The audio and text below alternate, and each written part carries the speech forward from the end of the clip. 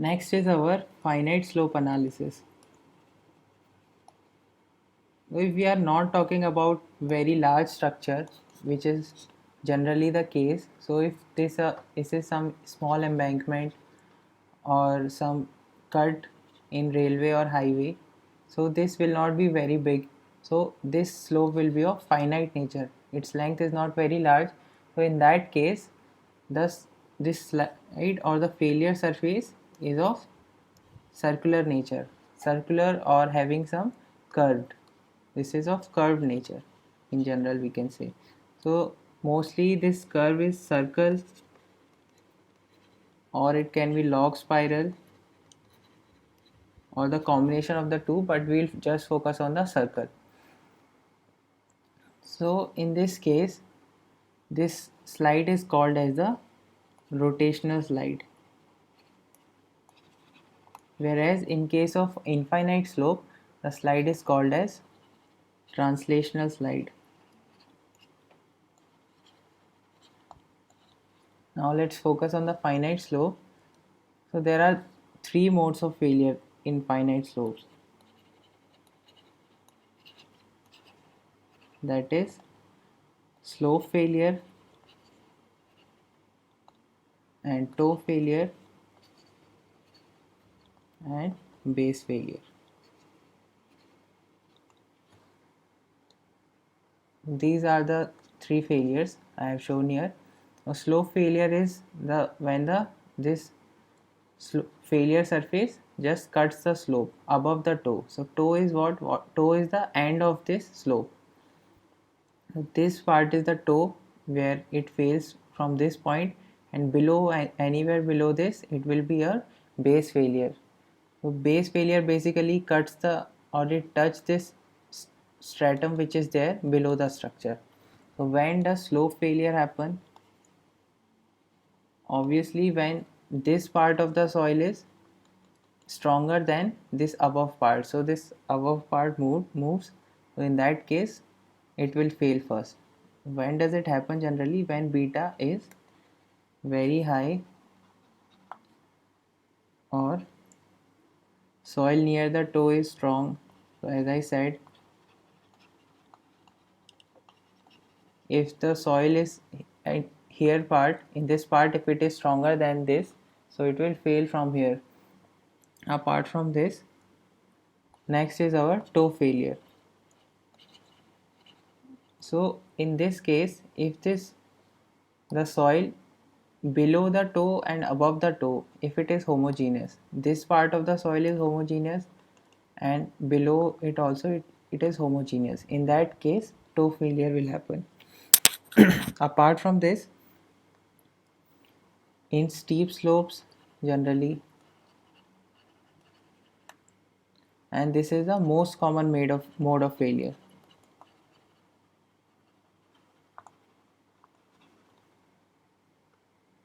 And the last is base failure. So base failure obviously when this foundation part is not very strong compared to our actual structure, in that case base failure can happen. And so there are general guidelines. Base failure basically it happens when slope is flat and this soil is weaker. Soil is weaker below toe part. There are some general guidelines which can be followed.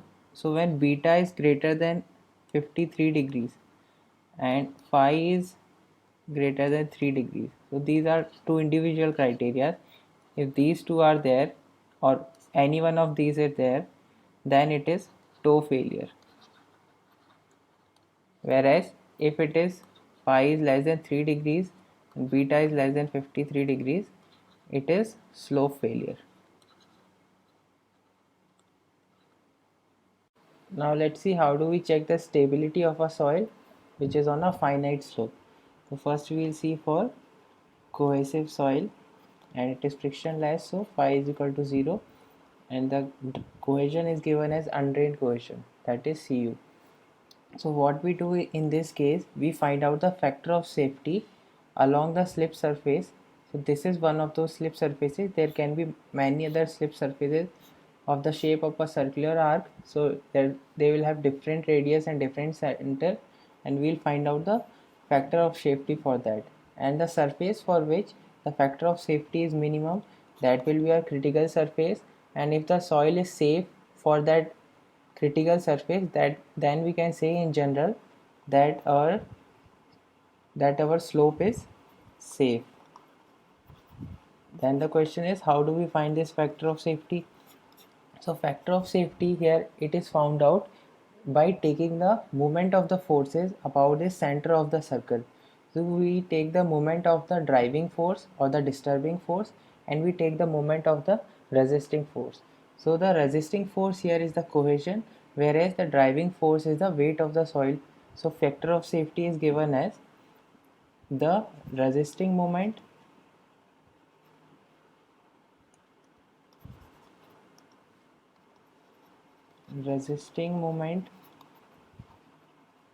divided by disturbing moment.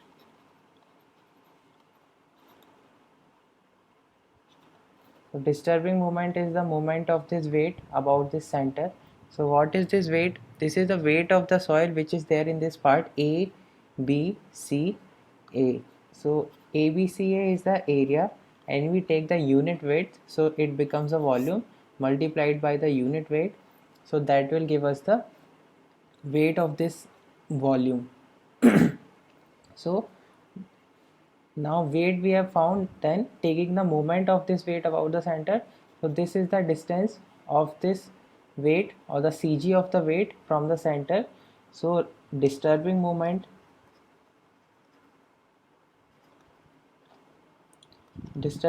is equal to force into lever arm, that is X. So that is the disturbing moment. Now resisting moment, so first we will see the resisting force. So this cohesion is in the terms of stress, that is kilonewton per meter square, multiplied by this cohesion is applied on this circular arc AB. So what will be the length of the circular arc? Now if this angle here is R and this subtended angle is theta on the arc AB, so this length is CU R theta. So this is having a unit of meter. So here we have got kilonewton per meter and multiplied by the unit width. So that will give us the force in kilonewton. So Cu r theta is the force. Now what is the moment of this force? So Cu r theta is being applied on the radius of this arc or the periphery of the arc. So moment here is resisting moment is equal to Cu r theta multiplied by r, that is Cu r square theta. So that is our resisting moment. So simply just factor of safety is given as resisting moment divided by disturbing moment, that is Cu r square theta divided by Wx. This is how we find out the factor of safety, or how we check the stability of a soil on the finite slope, and the soil is of cohesive type or cohesive soil. In this method, theta is taken in radians. Now let's see for the cohesive frictional soil. So how do we check the stability in case of cohesive frictional soil? That is C5 soil.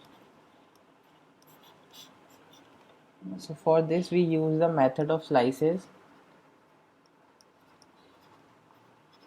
or it is also called as the Swedish circle method.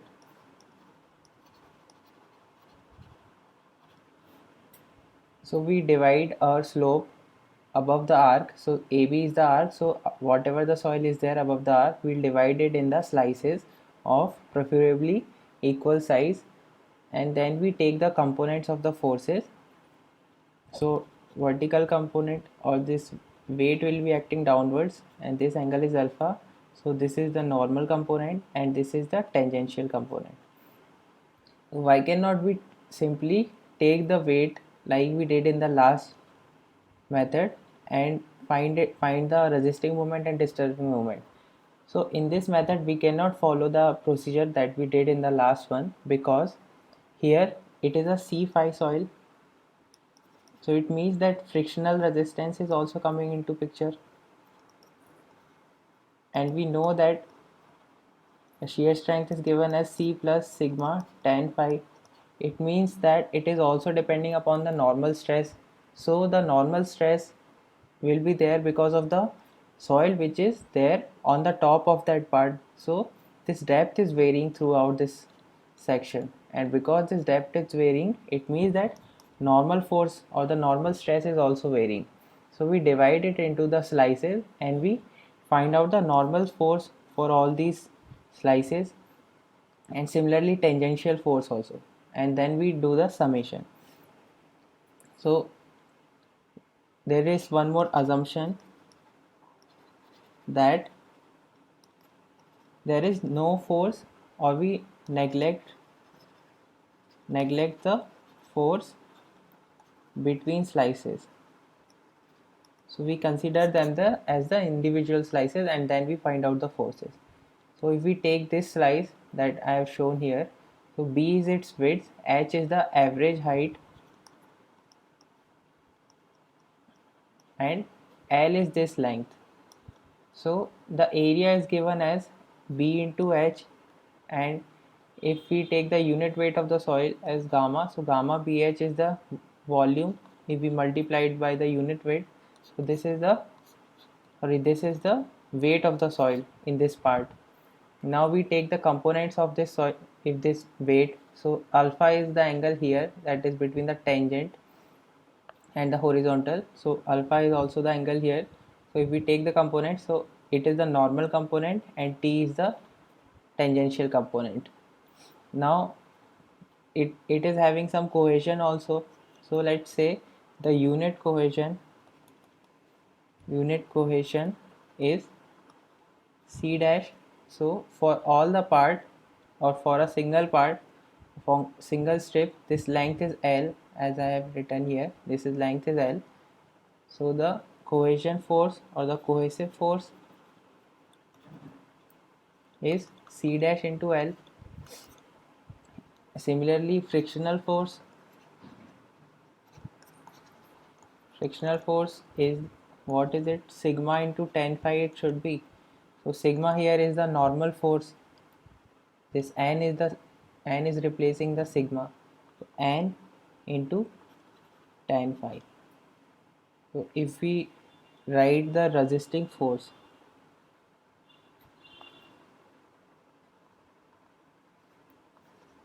we can write it as C dash into L plus n tan phi dash. That is for one strip, but there are many strips, similar strips are there. So for that we do the summation of all that. So that is the total resisting force and disturbing force. So this tangential component of the force, it is the disturbing force in all the slices. So total disturbing force is the sigma into T, or sigma times T. So now we take the moments of these forces. So moment of disturbing force is equal to sigma T into R, because it is acting at the radius of the circle. And similarly, moment of resisting force, it is equal to R into this sigma C dash. This was C dash small l, and we do the sigma, so it will give us the total length of this arc. So if total length here is, this length is capital L and this small length is small l, so we do the sigma of this small length, so it will give us the total length. Here we can write it as C dash capital L plus sigma and tan phi dash. So that is a resisting moment, and factor of safety we know that it is given as resisting moment divided by disturbing moment.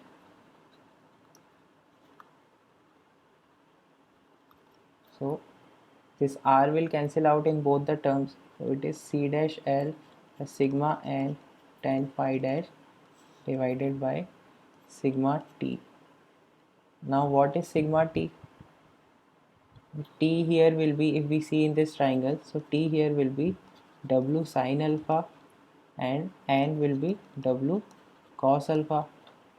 So we can replace it, the values here. So factor of safety can be written as C dash L plus tan phi dash into W cos alpha sigma of it divided by sigma times W sin alpha. So this way we can find out the factor of safety in case of a C5 soil.